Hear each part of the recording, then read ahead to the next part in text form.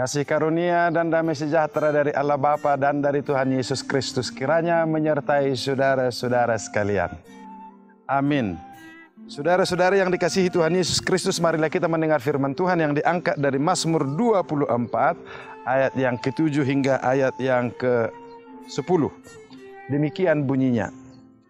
Angkatlah kepalamu hai pintu-pintu gerbang, dan terangkatlah kamu hai pintu-pintu yang berabad-abad, supaya masuk Raja Kemuliaan. Siapakah itu Raja Kemuliaan? Tuhan jaya dan perkasa. Tuhan perkasa dalam peperangan.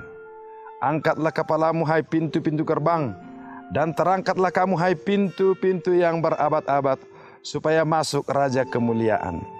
Siapakah dia itu Raja Kemuliaan? Tuhan semesta alam. Dialah Raja Kemuliaan. Selah. Saudara yang dikasihi Tuhan Yesus Kristus, hari ini kita memasuki masa-masa penantian yang disebut dengan Advent. Masa penantian akan kedatangan Tuhan Allah kita. Kedatangannya untuk menyempurnakan keselamatan kita. Pemazmur menggambarkan kedatangan Raja itu seperti seorang raja yang menang dalam peperangan, di mana pintu gerbang kota sedang ditutup. Lalu pahlawan perang itu yang memenangkan pertarungan datang membawa kemenangan kembali ke tempat, kembali ke dalam lingkungan kerajaan itu sendiri. Jadi digambarkanlah supaya pintu gerbang diangkat, dibuka, agar pahlawan perang itu masuk ke dalam untuk melakukan perayaan atas kemenangan.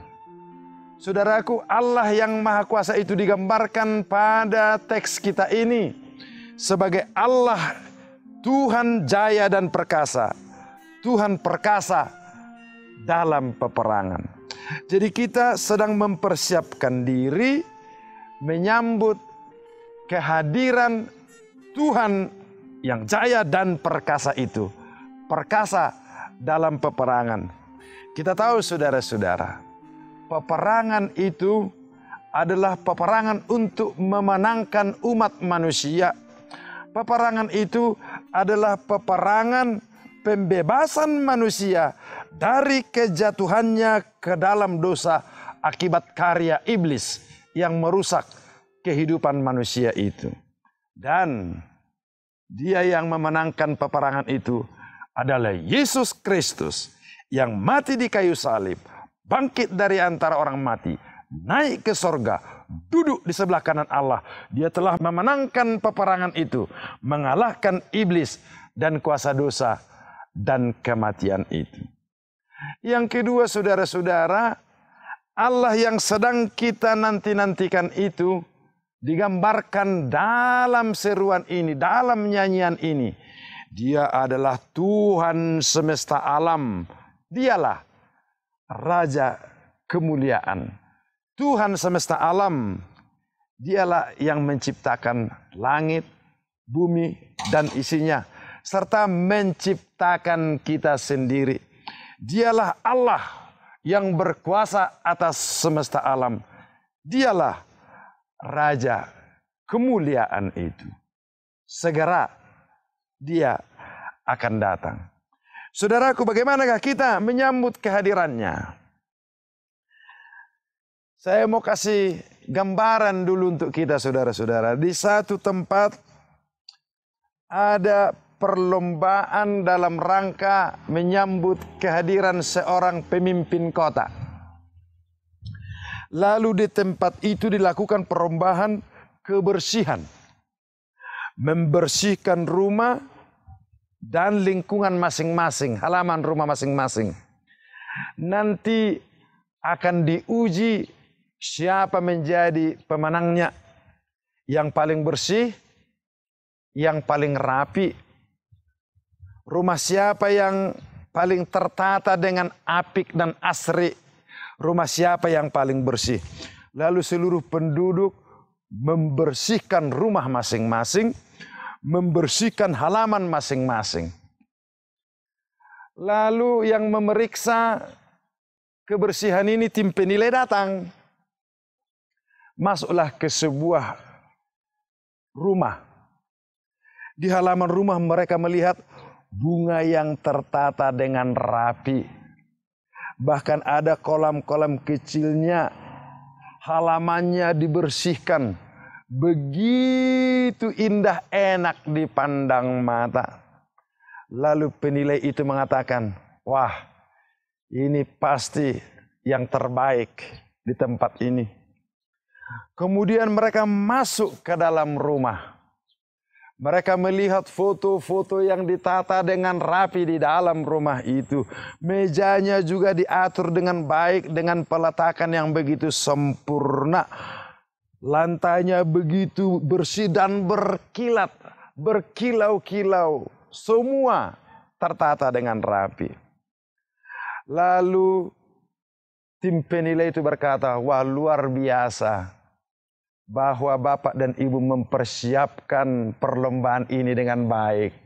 Halaman yang indah, rumah yang bersih, semua tertata dengan rapi. Dan kini salah seorang dari penilai itu berkata, marilah Ibu, tinggal satu lagi yang kami mau lihat. Tolong dibuka pintu kamar Ibu dan Bapak. Lalu sang ibu dan bapak terkejut. Mereka mengatakan, oh, itu rahasia kehidupan kami, tidak bisa dibuka, itu hanya untuk kami. Lalu tim penilai mengatakan, harus ikut dengan itu juga ibu, bapak. Karena tempat kalian itulah justru yang paling utama yang kami harus lihat. Lalu dengan rasa sedih sang ibu memberikan kunci. Dibukalah rumah itu. Ternyata mereka lupa merapikan rumah itu. Lupa merapikan kamar itu.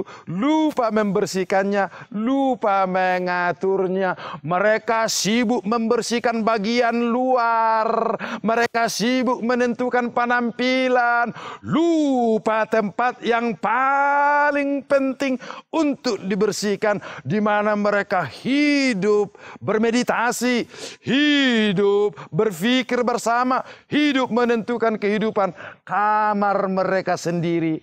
Lupa mereka, saudara-saudara. Oleh karena itu dengarlah saudara-saudara, siapakah yang boleh naik ke atas gunung Tuhan? Siapakah yang boleh berdiri di tempatnya yang kudus? Siapakah yang boleh menyambut Raja kemuliaan ini?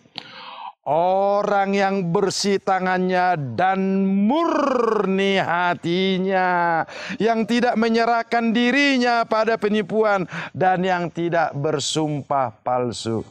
Saudaraku, hati kita, bagian yang terdalam dari kehidupan kita itu perlu kita murnikan. Itu sebabnya Yesus berkata, berbahagialah orang yang suci hatinya, karena mereka akan melihat Allah. Hati kita murnikan, saudara-saudara. Jangan sibuk mendekorasi bagian luar, sementara bagian hati kita yang terdalam sampai lupa. Angkatlah kepalamu, hai pintu-pintu gerbang, dan terangkatlah kamu, hai pintu yang berabad-abad.